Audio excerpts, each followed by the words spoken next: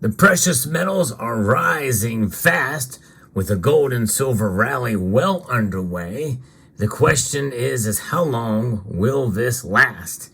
We'll try to answer that and so much more as we explore.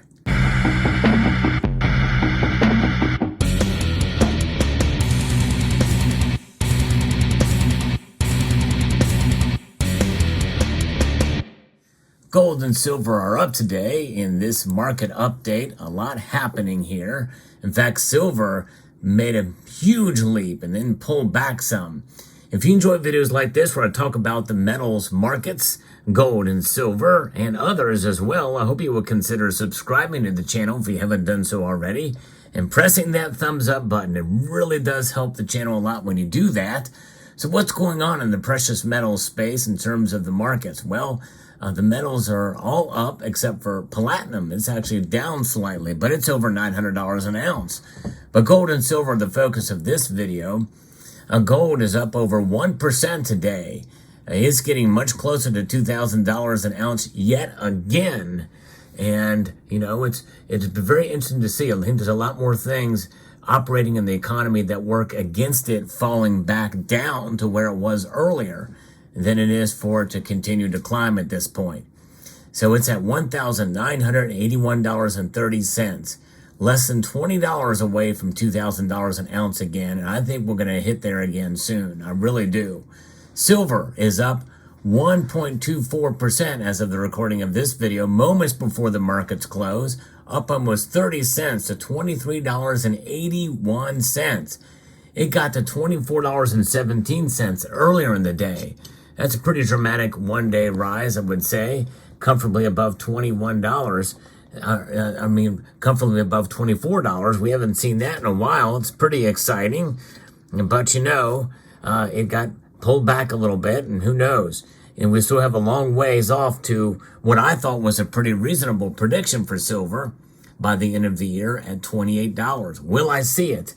I hope so. I just want to be right about silver in my predictions anyway, year-end predictions once, because so far I've been right for each of the 3 years that I made predictions on gold, been wrong for each of the 3 years that I made predictions on silver. Lesson learned when I do my prediction for 2024, but we'll see here. So there's where gold and silver are. By the way, rhodium is now right at $5,000 an ounce again. It's up 5% today, up $200. And palladium is up $6. It's at $1,064 an ounce. Platinum and palladium are becoming very close to parity. But again, we're talking about gold and silver today. Let's see, gold and silver being higher. Well, it's because of they're reacting. They're getting fuel from this week's tamer U.S. inflation data that sunk the U.S. dollar index and also has the marketplace thinking about a Federal Reserve interest rate cut later in the spring. We'll look at those numbers here in a moment. But let's see here what's going on with the dollar index today. Dollar index today is actually up 0.08% to 104.4. And so it's actually up, but yet gold and silver are up as well too. Kind of remarkable. We saw silver defy the dollar yesterday, and I talked about that in a video, and it continues that defiant stance yet again today. But the Dow Jones Industrial Average is actually down slightly. The NASDAQ is up, and the S&P is up, and oil is actually down yet again to $72.96 a barrel. But nonetheless, there we go. So U.S. stock indexes being weak, risk appetite in the marketplace has upticked this week after tamer U.S. inflation reports that suggest the Federal Reserve is done with its interest rate hike increase cycle, and the next monetary policy move may be a rate cut later in the spring. Also, several weeks into the Israel-Hamas war, there has so far been no major involvement from other countries, including the United States and Iran. However, that situation still remains uneasy. There's geopolitical uncertainty still there, even though it has not expressed itself in a manner or form with other nations entering. Right now, it's really pretty much baked in that things that kind of stay where they are going to stay where they are, and no major developments. Now, what we see here with the key outside markets seeing the US dollar index slightly down, but it's actually up as I record this video. And crude oil is down, we've seen as well. So what is happening here?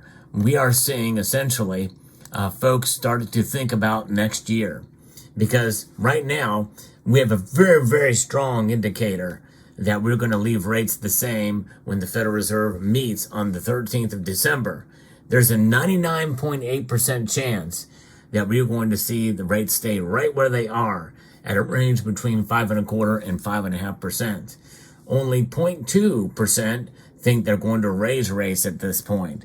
I think that's a pretty solid indicator that things are going to stay right where they are at in December. And so the markets are thinking, this is where it's going to be, and they're anticipating what's going to be happening next year. And what is predicted next year? Well, likely we're going to see some form of a recession. Some form of a recession will occur next year. And if inflation stays where it is, that could also be translated into a stagflationary environment. Not necessarily, I don't know what the technical definition would be for it, but an environment where that could be pervasive and could start to expose the weakness in the economy that we've not seen in decades. And so we'll see how that plays out. It's concerning. It really is concerning. There's a lot of uncertainty, uneasiness, in spite of some of the more positive numbers that we're coming out with here, especially with supposed inflation being tamped down a bit, even though when you think about inflation, it's really just lessening the increase of it. Inflation is not going down, it's going up at a slower pace. That's the thing you have to remember. And of course, the powers that be are going to try to spin it in the other direction, but that's not what's happening. The dollar is still losing value. In fact, I dare say, and I've said persistently enough, that even in normal market conditions, inflation is still 2%. That's still inflation, and it's directed and targeted by the Federal Reserve. And so it's concerning for sure. Now, we go back to what's going to be happening next year, the first meeting at the end of January. There's about a 95% chance that the Federal Reserve will remain in pause mode, and they will stay right where they are at, with only a very, very slight minority, about 4.1% think they may actually lower rates by then. But that's a number that is concerning, that maybe there's a percentage of folks that think we could be in for some trouble earlier than expected, because most likely people are thinking we're going to see by March the numbers and the shift in the sentiment will change. Right now, everybody thinks that's going to start in March, and about 31% of folks think that it's going to be lowered a quarter point. But there's 1.2% that say the Fed is going to have to act and pivot dramatically to do a half point decrease. It's not until May that we start to see things start to move, where almost half think that we're going to see it, that the Federal Reserve is going to cut rates, with 47.2% and 14.6% say they're going to cut rates by a half point, and we'll see. That's the sentiment. It's very interesting to see where things are. And what we're seeing with people making predictions that far ahead means that they're making decisions with their money, taking into account what's going to be happening then. I think, folks, that is part of what is coming into play with these high gold and silver prices now, is they're thinking ahead, which means by the time we get there, we may be somewhat disappointed in gold and silver, because some of the price action now is baking in and anticipating actions that are going to be happening in the spring of next year. I could be wrong about that. There's obviously a lot of different factors that come into play. And once it actually is done, the reality of it sets in, and there is sort of a panic buy and sell period. A panic buy into the precious metals, selling of other asset classes and the like. Nonetheless, one thing is for sure, we can bet our bottom and our top dollars, by the way, that indeed inflation will be here and will remain persistent. Even if they were to bring it back down below 3%, it's still bad news. Why? Because we are seeing those price increases on top of the already high inflation that we've seen before. And wages are not keeping up with it. in spite of how the White House and other economists try to cook the books, shift the numbers around, make statistics, make it seem like there's a 37% increase in wages or what have you over the past year. How they calculating those numbers, and if they were to calculate the numbers in that way for wage growth and wage increases, they very well could do the same thing in the opposite direction with inflation and job losses, by the way, too. There have been sustainable job losses that they don't like to talk about, but I've covered it on this channel, and others have as well, too.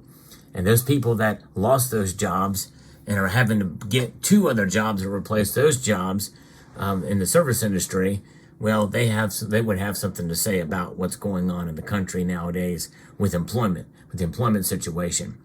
Regardless, I want the economy to do well. I want people to do well. I want it to be so that we can stack these precious metals as luxuries, as ways to protect ourselves against some distance, unknown, and far off situation down the pike that's unexpected. I'd rather see things do well now so people can continue to earn these and have the confidence in this. But there's more and more people that are showing less confidence in the dollar here in this very country, which that's not a measure of the dollar strength. The measure of the dollar strength is by internationalists, by the International Monetary Fund, compared to other currencies out there. We're still the cleanest of the dirty shirts in the laundry pile, and is still stained pretty heavily. Stains that will never be removed, no matter what kind of detergent, no matter what kind of bleach you use, which, by the way, bleach can break down the fabrics of our clothes. And by the way, this very note right here is made of cotton linen fiber. So take that into account too. You literally can put it in a washer and dryer. Hence the term money laundering. There is an actual real example of it. Just watched the series Ozark. That's literally how they do it. They put it in the wash. So there you have it. Let me know what your thoughts are about the market update today. It does not change the fundamentals of stacking and why we stack and why we hold precious metals. No matter what happens, I don't care if these metals fall in half in terms of their price. To me, that's a load the boat type of scenario, but only loading the boat when I have the money to do so. I never spend outside of my means. I try to be as fiscally responsible as possible. And it's tough sometimes, especially if there's a particular coin that you're looking for as a collector. But if you're a stacker, it should be easy peasy. And you just stack when you can and move your metals portfolio according to your own budget. Let me know what your thoughts are in the comment section down below. Hope you found this video informative, insightful, and educational. I'd like to extend a multitude of gratitude to each and every one of you for watching, and to encourage you to please rate, share, comment, and subscribe.